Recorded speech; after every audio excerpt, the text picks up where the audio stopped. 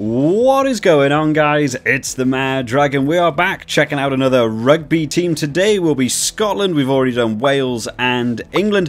In a recent video I spoke about who I thought was going to win this Six Nations, and I have seen a couple of comments from people saying that they think I've done Scotland a bit of a disservice with saying that I don't think they'll win that many games this year. I absolutely believe Scotland are on the up and up. Their team is getting much more consistent. They seem to beat Italy every year now, and we saw them in the Autumn Nations Cup being able to beat Italy, and of course they went on to beat Fiji because of a bit of a default win. I did have a look last year. They won 5 games last year and lost 4. They won 6 if you include the Fiji win. They did alright in the last Six Nations. Actually, they came 4th. They drew on points with Ireland, so they'll be looking to try and build on that this year. And with that being said, let's check out the forwards they have named for this Scotland team. And what I immediately see from here is how loaded that front row is. There are so many people in this row. Zander Fagerson, Alan Dell, Ollie Kebble, Rory Sutherland, Grant Stewart, Ewan Ashman, who is someone I'm not overly familiar with, but I'm looking forward to seeing him play.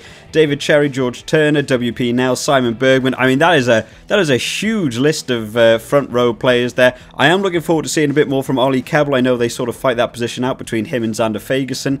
Zander Fagerson's a bit of a veteran in terms of how well he does in that prop jersey. But Ollie Kebble, for me, has been very impressive. He is a big man. He seems to be doing very well at the scrum, and it's nice to see. I think one of the few chinks in the armour that Scotland still have is their scrum time. They seem to get driven back a little bit, or they seem to concede a scrum. So I think what they're looking forward here is to try and galvanise a bit of a front row together, made up of different people. They'll probably do a lot of experimentation through this Six Nations, testing out different players in different positions, finding that set front row that they want to use, and I think that's going to be really useful. As soon as they can take away some of those penalties they give away at scrums, I think this team will be really dominant. Looking very good in that front row. Moving on to the locks, of course, we get to see the usual likes. You've got your Johnny Gray, your Grant Gilchrist, your Scott Cummings. You've got these boys coming back in. But one person that did surprise me, we've got Richie Gray coming back into this team. Haven't seen Richie Gray for a little while. I think he was out with an injury, and then I don't think his gameplay has been 100% brilliant, but it's nice to see him in. We could have a 4-5 Johnny and Richie Gray again. Haven't seen that for a couple of years now.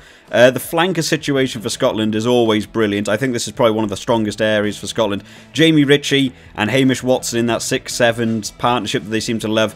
But of course they've got the bolster in Matt Fagerson and Blade Thompson. They've actually got 2 people contending for that 8 jersey now, which is nice to see. And of course Gary Graham's going to be in there as well. But overall the forwards are looking strong. They're obviously trying to load up and work out where some of those issues are for Scotland. I think we can all agree Scotland actually have quite a strong back line, and the forwards seem to be where they get let down just in giving away penalties at ruck times and turnovers. But I'm sure with introductions of people like Jamie Ritchie and Hamish Watson, they'll certainly be able to do a lot. Checking out the backs. So Ali Price in at scrum half, of course. He is pretty much the #1 now for Scotland and is performing very well. A great running #9, and his box kicks have been very good. We get to see the introduction of Scott Steele, not someone I know an awful lot about, but it'd be nice to see him in. But what I have noticed here is that Scotland are only bringing in 2 scrum halves to this. This is an unusual switch up for the Scottish team to only want to bring 2 scrum halves in, so hopefully they're going to try and avoid injuries as best they can.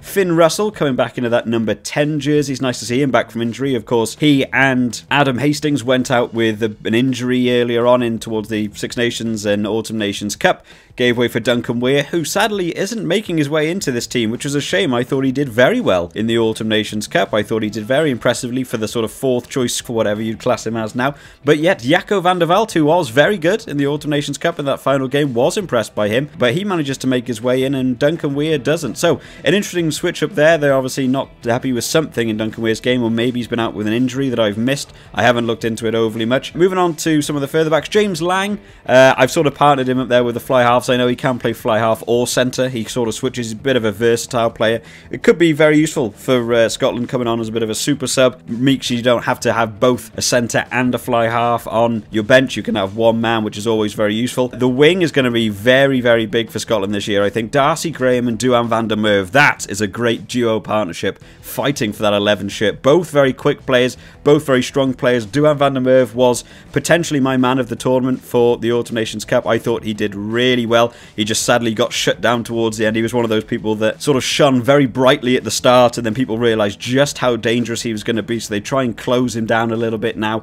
But of course, if you give him a bit of room to work with, he's going to be an absolute nightmare to deal with. Looking forward to see some more from Van der Merwe.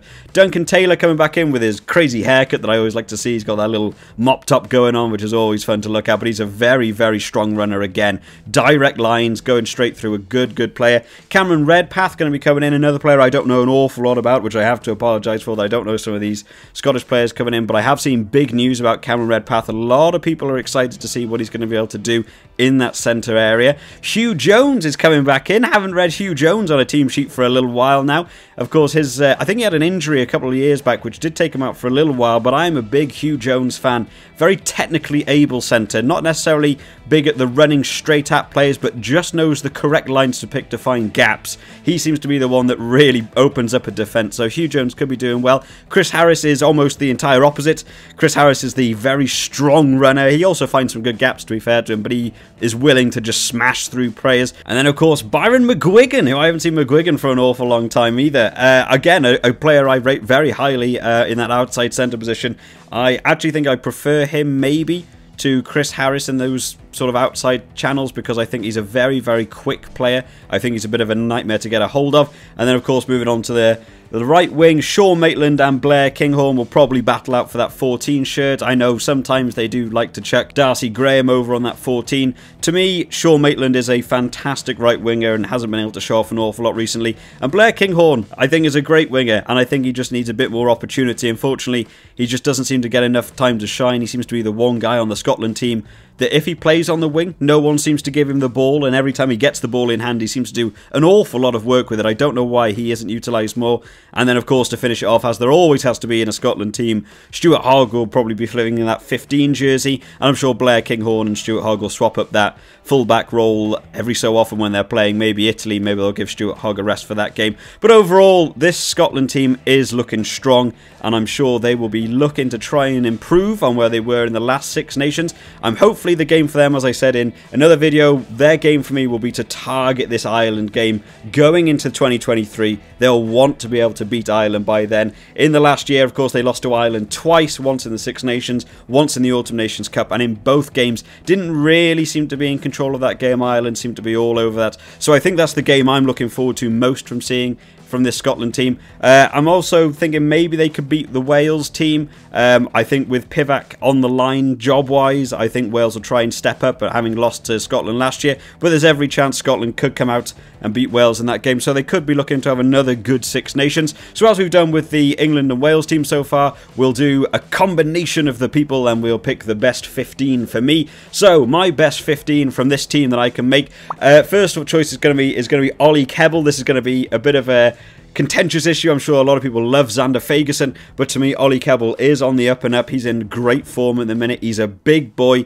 He's doing very well in scrums. He's a bit of a beast in terms of tackling, and he's actually pretty good in terms of turnover. I've seen him do a couple of turnovers, which doesn't feel like an area for props to be in, but he seems to be, once he gets over that ball, he is a nightmare to move off. Going to move into Rory Sutherland's going to go in at my hooker position. I think he's a great player. I think he did very well recently, so looking forward to seeing him. WP Nell, of course, is going to take on my other prop position. I love Nell. I think he's fantastic. He's just a big boy. That's an official prop right there. Going to be enjoying seeing him. I'm going to do again a bit contentious for the locks. I'm going to go Scott Cummings at 4 and Grant Gilchrist at 5. I'm going to leave out the brothers. I'm awfully sorry, guys, but I will be going there. I think in terms of line-out domination, these two are absolutely on the top of their game at the minute. I think this will be the route to go down. I know the Scotland team love to keep in contact with the Gray brothers, and seeing that Richie Gray and Johnny Gray do well, absolutely, but I think at the minute their top locks should be looking to switch it up a bit. I think in terms of line-outs, an area that does go wrong for Scotland an awful lot, I think having two very strong line-out contenders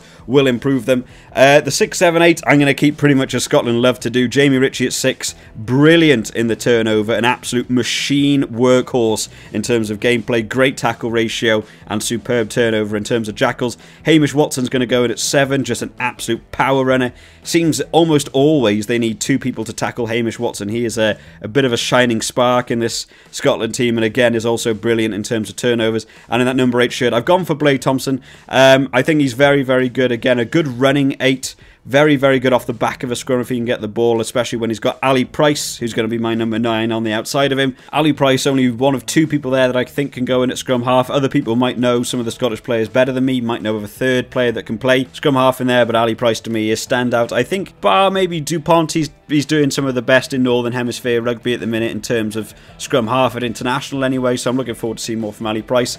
Finn Russell, of course, out for a long time. I'm going to pick him as my number 10. I think Finn Russell is a fantastic player with his bullet passing. He's got some fantastic game domination kicking that just finds grass all the time. I think Finn Russell is brilliant, and as long as he doesn't go on a night out with a bit too much whiskey to have an argument with his manager, I think Finn Russell should hopefully stay in this team for a little while, and we'll probably want to make the most of it with Adam Hastings out, try and secure that 10 position again. My number 11, of course, having to be Duhan van der Merwe. I think he's the best winger for Scotland at the minute. He seems like a machine in terms of running rates and just beating defenders. He seems to bounce people off. He's one of those people that just seems to have dense muscle on him. He just seems to weigh an awful lot more than he looks like he should do. So I think he's going to be very good, especially on that 11 jersey. There's a couple of teams in this tournament where their 14 seems to be their weak link, so I think throwing Duhan van der Merwe in there will be a good call. My centre partnership, I've got to have him in. I love Hugh Jones. Hugh Jones I'm going to give my number 12 for the running lines that he does, and that opens up, of course, my 13 channel for Byron McGuigan. I love McGuigan, so I think between the two of them, basically in this would be 2 good running centres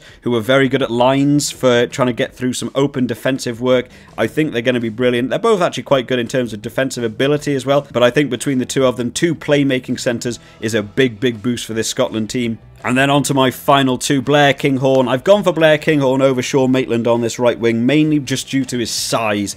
I know they're both very quick players, but I think Blair Kinghorn is something like 6'3" or 6'4". He's a very, very tall lad, and I've seen what he can do when you have crossfield kicks, and I think when you've got people like Hugh Jones, Finn Russell and Stuart Hogg all on one team in order to do very clever crossfield kicks or grubber kicks through, I think Blair Kinghorn's your man to get on the end of them. So I've gone for Blair Kinghorn in my 14 position, and of course Stuart Hogg. Everyone loves Stuart Hogg in that 15 position. I think he retains that fullback position. Maybe in some games we'll see Blair Kinghorn move to that fullback, but I think at the minute Stuart Hogg is probably still the best choice for them, although hopefully he can avoid doing that kick that he had against France in the Autumn Nations Cup, which saw them lose that game, which no one really saw coming. I thought they were going to do much better in that game.